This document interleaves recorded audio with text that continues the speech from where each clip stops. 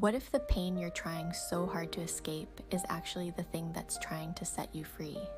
Most people believe heartbreak is about losing someone. But what if that's not what's really happening? What if the end of a relationship isn't the destruction of your future, but the collapse of an old version of yourself? The version that settled, the version that abandoned their own needs, the version that believed love had to be earned. Today, you're going to learn why painful relationships often become the catalyst for the deepest transformation, how emotional pain can become a doorway to healing attachment wounds, and how to stop living in the past so you can begin creating a completely new future. Breakup pain often feels like it's about another person. You think you're grieving them, and you think you're missing them, you think you're struggling because they're no longer in your life. But many times what hurts most isn't losing them. It's losing the future you imagined. It's losing the story you created. It's letting go of the fantasy. One of the most important healing exercises you can do is separate who someone actually was from who you hoped they would become. Many people remain emotionally attached not because the relationship was healthy, but because they continue replaying the best moments while ignoring the reality.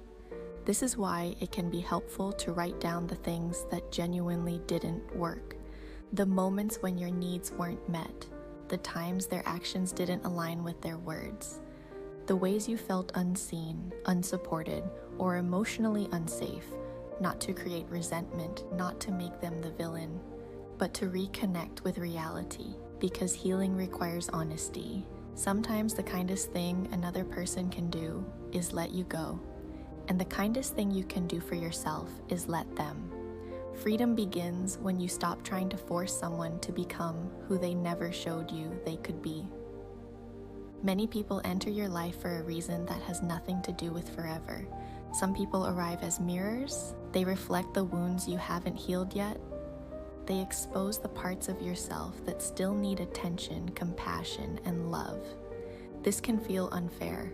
You meet someone, you care deeply about them, you imagine a future together, then suddenly you're confronted with abandonment wounds, rejection wounds, worthiness wounds, fear of being alone, fear of not being chosen. But the relationship didn't create those wounds, it revealed them. The pain simply illuminated what was already waiting to be healed. This realization changes everything. Instead of asking, "Why did this happen to me?" you begin asking, "What is this experience trying to teach me?" That question moves you from victimhood into growth, and growth is where healing begins. The universe often sends experiences that activate old emotional patterns so they can finally be transformed. Not punished, not abandoned, transformed. And the relationship may have been temporary, but the healing it inspired can last a lifetime. Many people think they're attached to a person, but often they're attached to a feeling, a possibility, a hope, a dream. When you're emotionally invested, your mind can create an idealized version of someone. You begin focusing on their potential instead of their patterns, their promises instead of their behavior, their words instead of their actions. This creates internal conflict because part of you sees reality and another part of you wants the fantasy. Healing requires choosing reality, even when it's painful, especially when it's painful. There comes a moment when you realize you cannot go back, not because you don't care, not because you don't love them, but because you've seen too much, you've learned too much, you've grown too much. Returning to the past would require abandoning yourself, and true healing is the decision to stop abandoning yourself. The moment you stop shrinking yourself to keep someone else comfortable, your life begins to change. The moment you stop making yourself smaller to receive love, your self-worth begins to return.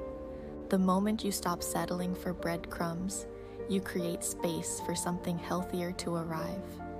Nature often teaches lessons that are easy to miss. Think about rain.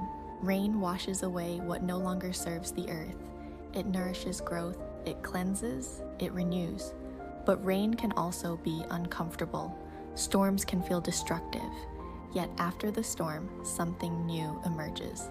The same is true for emotional healing. Your tears are not weakness. Your grief is not failure. Your sadness is not proof that you're broken. Sometimes healing looks messy. Sometimes healing looks like crying during meditation. Sometimes healing looks like sitting alone with emotions you've spent years avoiding. But just like rain prepares the ground for new growth, emotional release prepares your mind, body, and spirit for transformation. The storm is not your destination, it's part of your renewal. One of the biggest traps in modern life is believing that being busy means you're moving forward. Many people stay distracted because silence feels uncomfortable.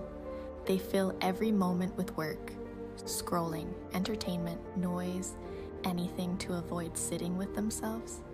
But healing requires presence. Healing requires slowing down. Healing requires awareness. This moment is the most important moment. Not yesterday, not next year, not when they come back, not when someone new arrives. Now, right here, right now. Many people postpone their happiness waiting for some future event. But your life is happening today. Notice the little things. The morning sunlight, your dog resting peacefully beside you, the warmth of a cup of tea, the sound of rain against the window. These moments seem small, but they reconnect you with life. And when you become fully present, you stop living inside the story of what happened and start experiencing what is.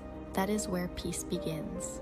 Every day, your mind is generating thoughts. Some empower you, some drain you. Many people don't realize how often they rehearse suffering. They replay old conversations, relive painful memories, imagine worst-case scenarios, and unknowingly keep themselves emotionally connected to the past. Awareness is the first step. Start noticing your energy. Pay attention to your emotional state. When your energy drops, ask yourself, what am I thinking right now? Is this thought helping me create the future I want, or is it keeping me emotionally trapped in the past?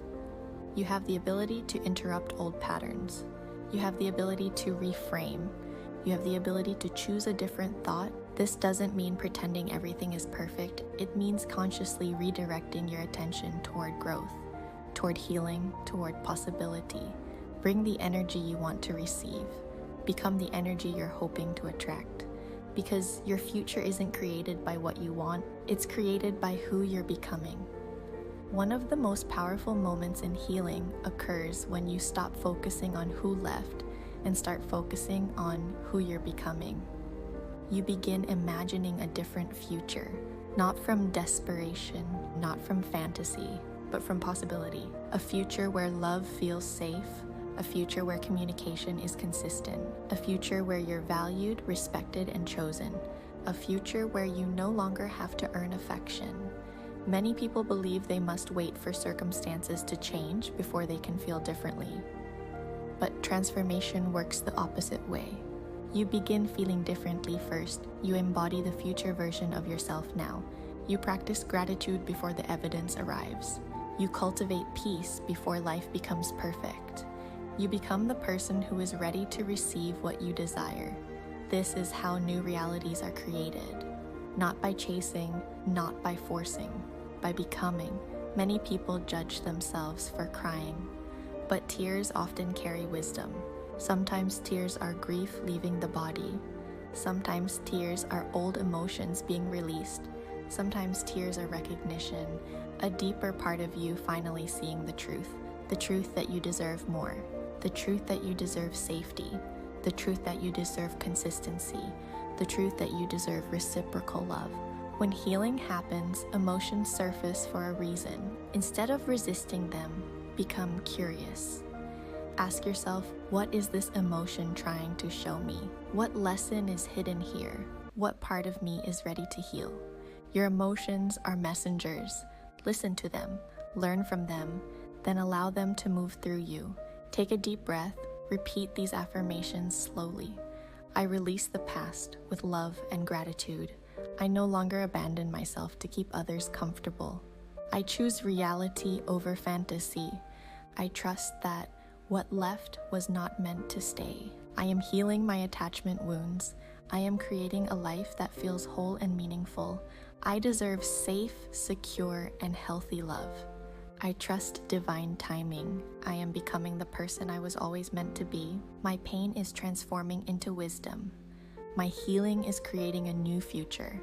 I am free. If you're going through a breakup, remember this: the end of a relationship does not mean the end of your story. Sometimes the relationship that breaks your heart is the same experience that awakens your soul. The pain becomes the doorway, the lesson becomes the gift, and the version of you that emerges on the other side is stronger, wiser, and more aligned than ever before. If this message resonated with you, leave a comment below and share one lesson your healing journey has taught you. And if you're committed to healing, growing, and creating a life filled with peace, self-worth, and secure love, make sure to subscribe and join this community. You are not broken. You are becoming, and your new chapter is already beginning.